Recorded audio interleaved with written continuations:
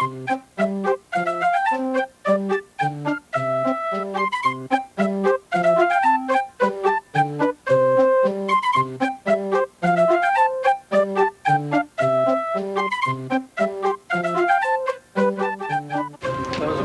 here that brought you back to make it. It was adventure. It was seeking. You went and walked the beaches to find out what you could find for driftwood and all that stuff.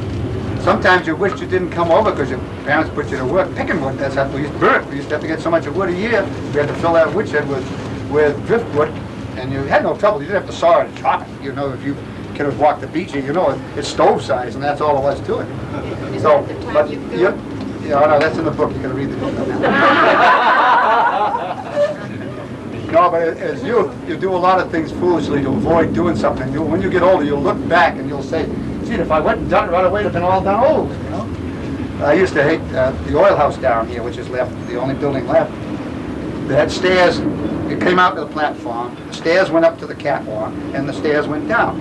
And so that meant, about 6 stairs in that bottom platform had to be painted gray. And before I could use the lighthouse dory to go out rowing with, I had to paint those steps every spring.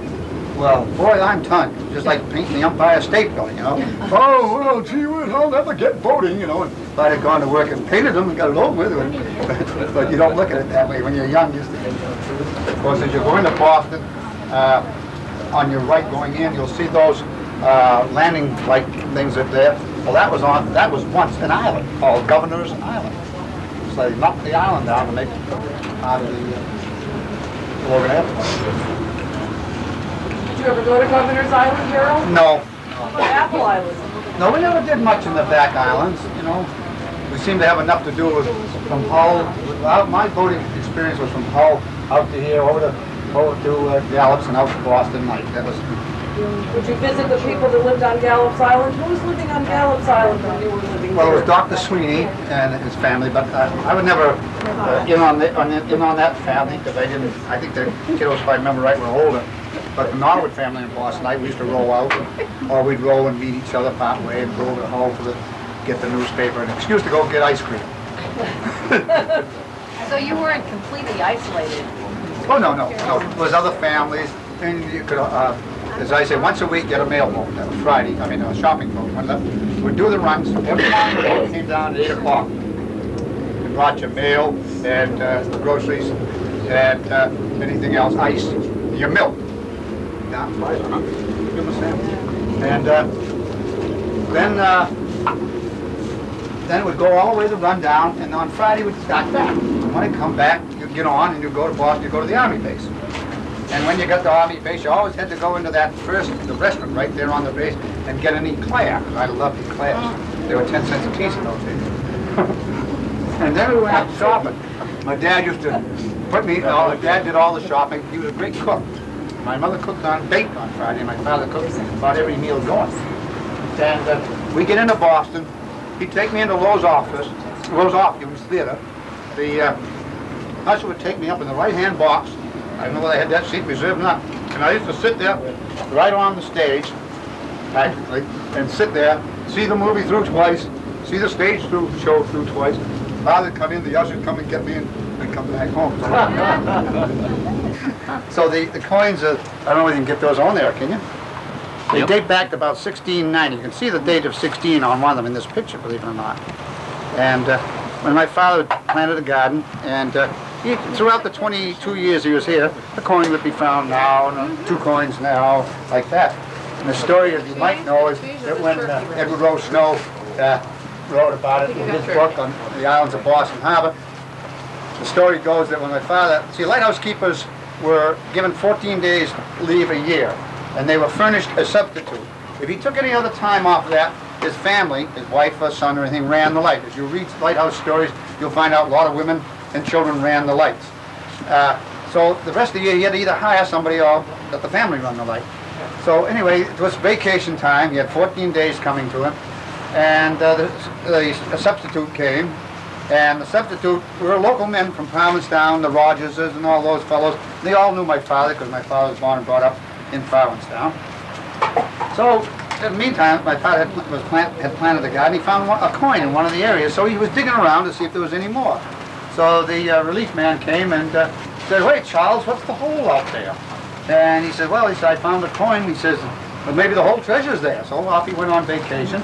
So what they did when my father came on, the relief man would meet him on the pier, say, "Had a good time?" Then he says, "Yeah, well, I'm going on the next station." So when my father got to the house, here's this bigger hole in the ground. So Edward Rose Snow made the statement that about a month after the man came out here to relieve my father, he retired from the service. So that's how the story goes. And we had ducks and we had turkeys, but we never did have. When he was my father was on Monomoy, he had a cow. I don't know why he didn't have livestock when he was on here. Oh yeah, here we go. We turn it into here. Yeah. Right. Yeah. Okay. That one up where the anti-aircraft guns were up on top. Look at this apple. You have a lot of apple trees on the island, don't you? This is a big one too. We kids used to go up the mess hall. Though. We used to go to the mess hall and get them. And I can, whenever I have a cheese sandwich, I can always remember. I think they spent the whole army on cheese family in those cheese sandwiches in those days. That's all I can remember of eating cheese sandwiches. Well, they cemented everything up, didn't they? Huh? Yeah. The other one's still open. Battery Terrell. Terrell is still open. You can walk off through there. We used to go from the house to the Battery Terrell underneath the causeway going in. And it was a big event. My mother used to make peanut butter and jelly sandwiches, and you'd think we'd gone on a 20-mile hike. It was a big event to go up there and have a picnic. But all this was kept trim, you know, because of the fact. The Poplar took over. I don't know how it got on the island. Oh boy, they took over one section down on the other side of the hill. They were terrible. The caterpillars, whew. Yeah, they got sealed up too probably. Yeah. Was that open when you were? Yeah, we used to go down there. The only time I went down was last go when Edward Rose Snow went down. Right. And we used to go down, and down inside there was I don't know why, there was piles of newspaper. Yucky, they were all slimy. We used to, Edward Rose Snow was a great leader. Come on, follow me, and away we'd go. We went down and we could all stay way down like this, way down low, and then it stopped. But you used to be able to see the crown to it out on the beach. Right. And it's headed towards Fort Warren. The middle of the island used to flood in the winter, and that's why you see these pieces of driftwood. They came over the seawall. The oil house. They used to keep they used to carry 50-gallon, when they used to come in 50-gallon drums, they put it in there and it was racked up on a rack. Then you tap them and fill the little can that you used to go up in the tower with to put the kerosene. And the little tower, what they call the little one, was there. And then out here, the big tower was off to our left. That's all it would be for ships coming in like that. Yeah, coming in this channel up here, what they call it, this channel. So I had a .22 rifle. I had started out with a BB gun, and I had to learn to handle a BB gun. I had to handle a BB gun as though it was a 30-06.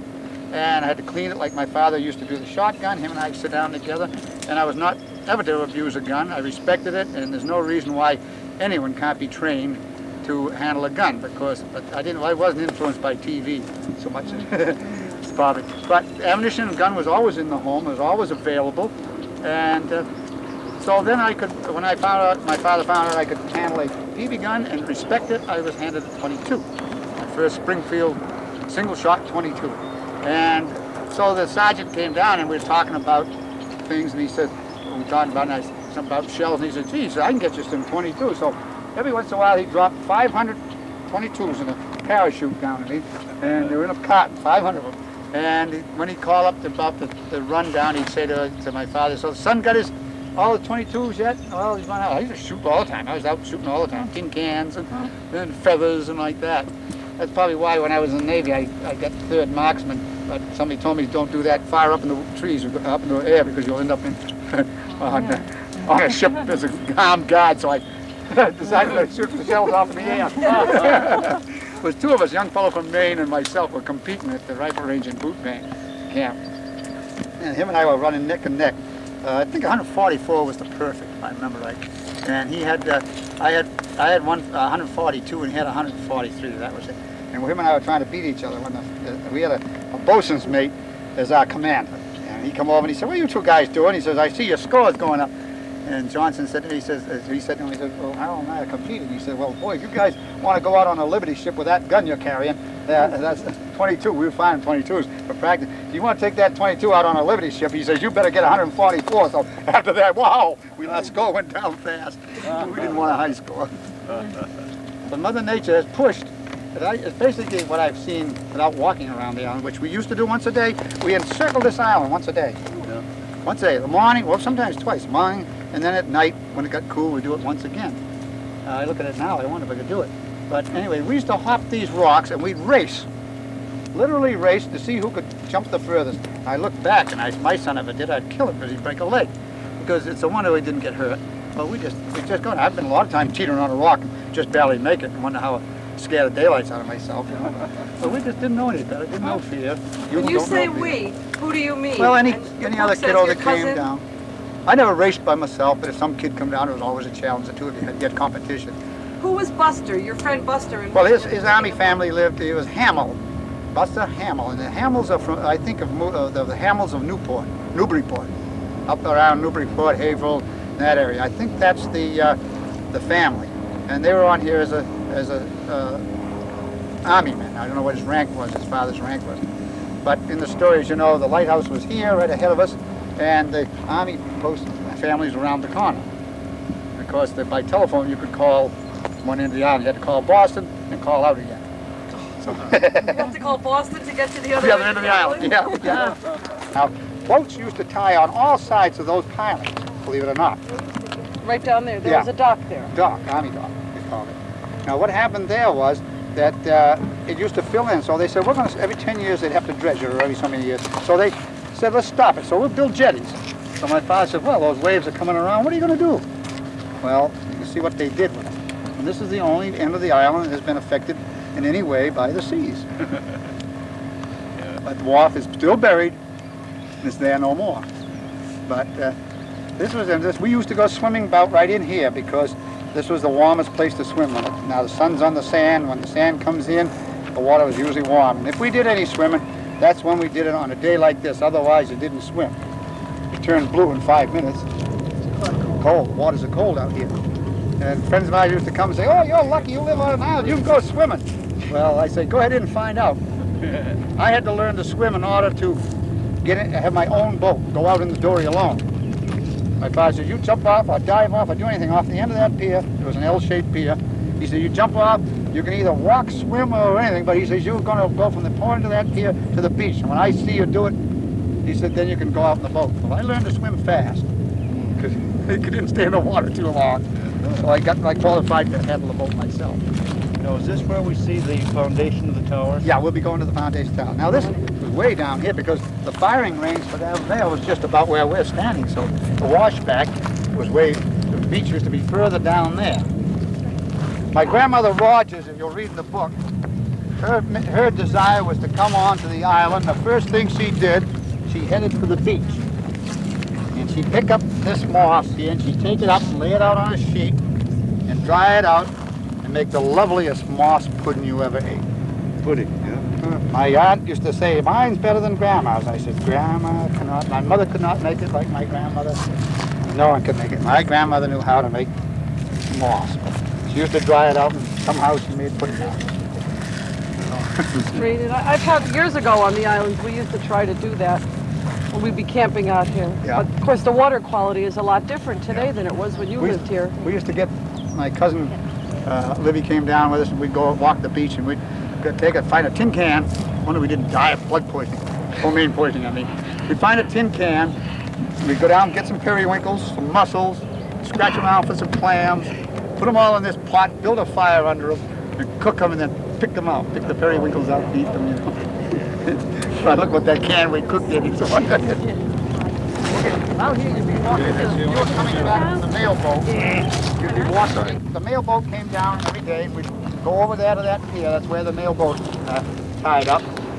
We'll leave the groceries, ice in the morning and milk in the morning, and the Daily Boston Globe, the Boston Herald, the regular Edwards, the Desire. Then we used to leave there and we'd walk along here. This was a road, or drive when we had the car, but we mostly walk, and we did have a car. You looked at me funny. Who's looked?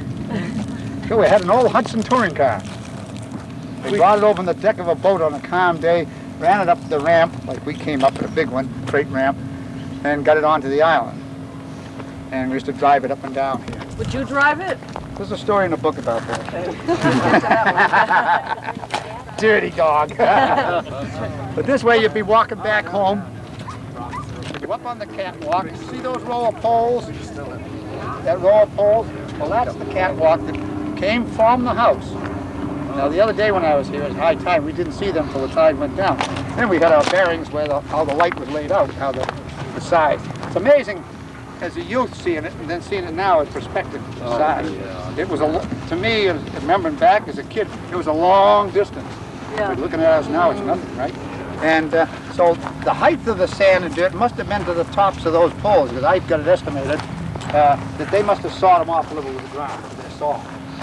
So they were, the ground level loam and stuff must have been that deep. Now, whether these stones washed in or were they underneath the dirt. And this is what this young fellow is trying to determine about the Magnifique, whether she was buried or was she, and this, the dirt went over her, and was she up this far, the remains of her come up, because she wrecked right outside here in the deep part of the channel. The Magnifique drew 27 feet, and she must have been an old ship because she broke up right away. But you know what, because of that accident out here on that French ship, the French government sued us and said that we should have marked the channel better. So us good-hearted Americans gave the French the man of war that was being built up in Portsmouth. And John Paul Jones was the captain of this brigantine, or whatever you call them, man of war we'll call it. It was being up there. And they took the ship out from underneath him. And after that, he quit the Navy because he felt he was insulted. So we gave them a nice ship in exchange because the captain couldn't find his way around. Huh? Yeah, this side now, this is the foundation for the big tower. Now, if we walk from here, the catwalk went right up, right like, well, see that stake there? Yeah. Right? Goes right, the catwalk went right up past the oil house, right past the oil house, and went to the little tower. Now you came from down the catwalk, which more, the catwalk was a little more over this way, then you turned around and you went up here and you went to the house. This is over a little bit, this is interesting. There's a post there, Harold.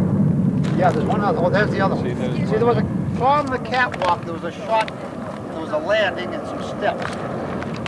But what amazes me is, do you see what they did here? Look at these bricks. 1902, these were cemented together. They were cemented in 1902. How do you know that? Because that's when the towers were built. I read my literature. What kind of a tower was it? Lighthouse. It was a lighthouse. This is the big tower of the two. Is it this one or the other one? That's that one there. That's So what we're looking at is on the front. on the this. brochure there. Yeah, that's cool. Now, up at Nauset Light, see this stuff is like powder. Up at Nauset Light and on the Cape, the foundation slid down a 70-some-odd foot embankment and went down on the beach and it's still intact. But you look at the cement, you wonder what they used. Clamshell, Huh? Clamshells, yeah. Okay, so in my mind, Harold, I have to get this straight. The house was this way. Yeah, you follow that catwalk. That catwalk came up to the right hand of the front porch. Okay, We should so have brought the house- picture along with us, we didn't. The house would be on the bank then. No, on this as we side. see it, on the left side Yeah, of the bank. and the woodshed would be about where the green for the stops and the other trees are intact. So if we walked up here like this, we'd be walking to the house. Now this was all dirt, there was a road, went from here up, and now there's those round things now, and we discovered on a photo I got that they laid a new cable for this battery, and those are the manholes they put down for the cables. And I see the brick over there, now what's that? That was the manholes for the new cables that they, it looked like maybe a pipeline, according to that, it looks like a pipeline. Oh, They well. must have laid a new pipeline. And when were the jetties built, Harold? In 32, 1932, 32. I got on the picture of 32 and 33, so it must have been right around there, last part there.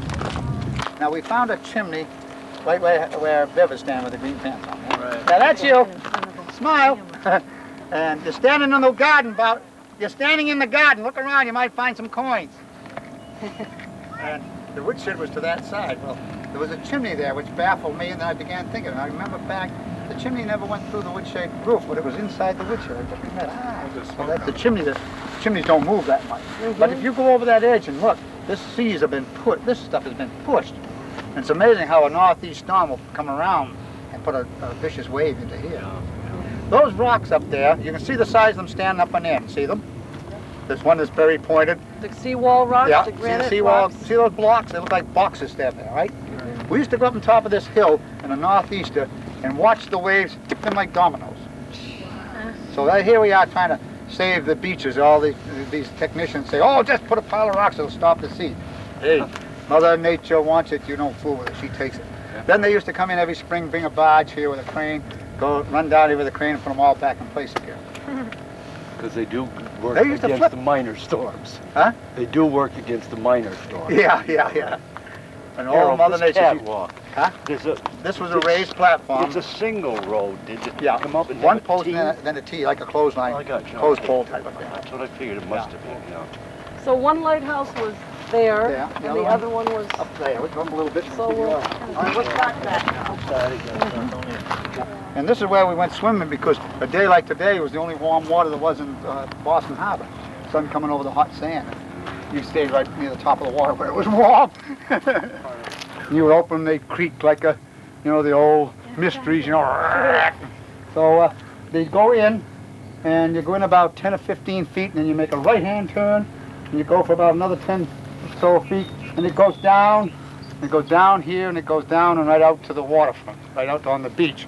You used to be able to see the dome on it, out there on the beach, The dome on what? the tunnel. Goes to George's? Headed right out towards George's. Do you know where they built it in the first place? No, they don't seem to know, and they think there's another entrance over there, if I remember right. Did your parents did they ever tell you not to go in the Yeah, we tunnel? were all told not to go unless you go with somebody. And I don't know. I guess I was taught the mind. And You mean you didn't do it, get caught? no, we didn't. No, I never did anything that I could say was against my parents. I didn't fear them in no way, but I respect them. In fact, I knew if I did wrong, I'd get my fanny warmed. And my father always used to have a saying. He said, son, I'm going to believe in you and be behind you 100% as long as you're honest. And he said, but if I ever find out otherwise, it's going to take a while to get back my respect. And I don't know, that seemed to ring a bell every time I wanted to do something wrong. It seemed to, it worked. I think because he was honest with me, as parents you should be honest with your kiddos if you want honesty and respect in return. And I think that's what it was. I don't think I was any different than anybody else, but I just taught from childhood to respect. One time I told my mother I won't.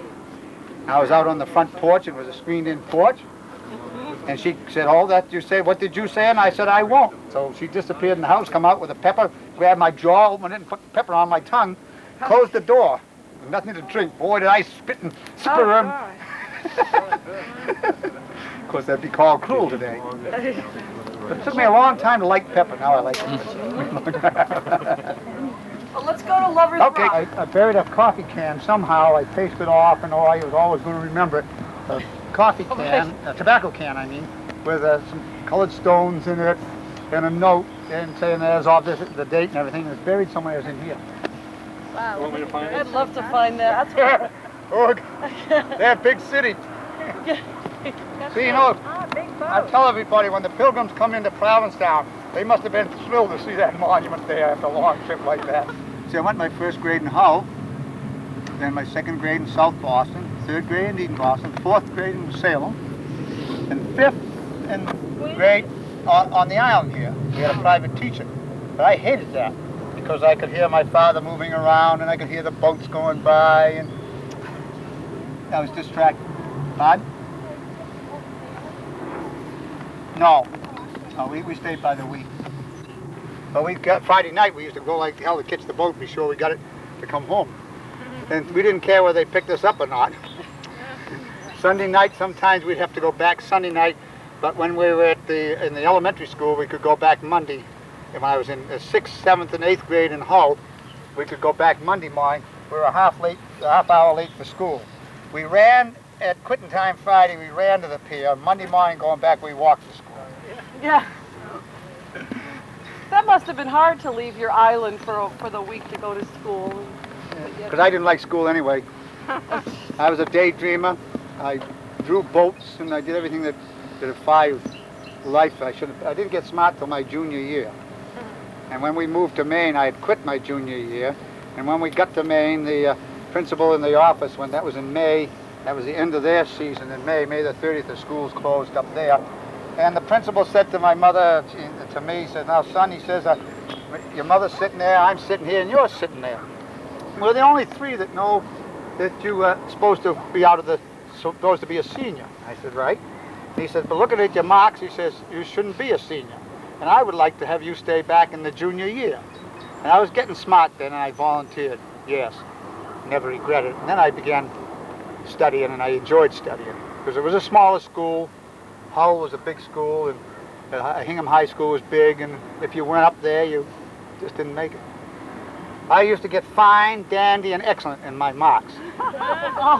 Recess, I used to get A, lunch period A, going home I got A. No, I did, I goofed off. I just made it for the skin of the teeth. I think the teacher was glad to get rid of me.